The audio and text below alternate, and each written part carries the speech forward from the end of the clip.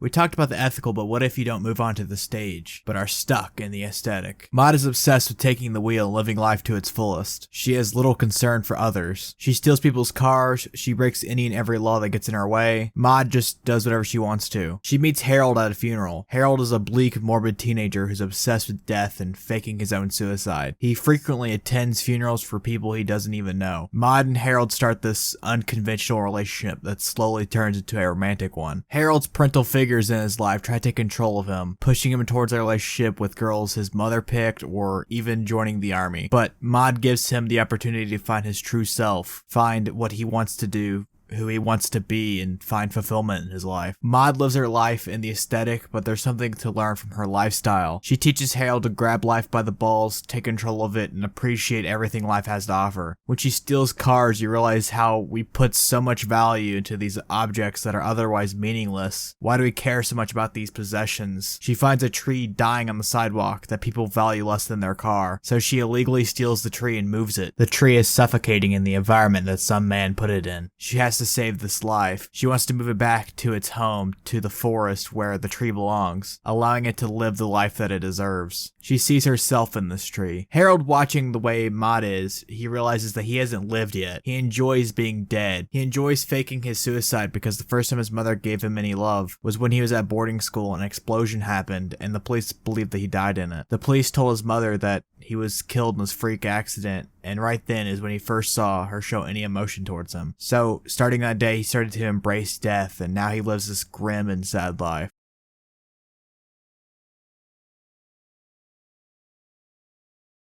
The most important frame of the film is in this brief moment during a beautiful sunset as the couple embraces each other. Harold gets a glimpse into Maude's past when he sees it. A small tattoo on her forearm. Numbers indicating why Maude is the way she is. Why she lives life to the fullest. She was a victim of the Holocaust, a concentration camp inmate. She visited hell and her response was to embrace life. She could have let her past trauma haunt her, but she didn't. She lives every day like it's her last. She isn't afraid of death though. Just like how she took control of her life, she also took control of her own death. And on her 80th birthday, she decided she wanted to die. She wanted to go while she was on top of the world, while she still enjoyed the life that she created for herself. And what she left behind was Harold, a once tormented boy obsessed with death. Now he embraces life the way that Maude did, the way she showed him.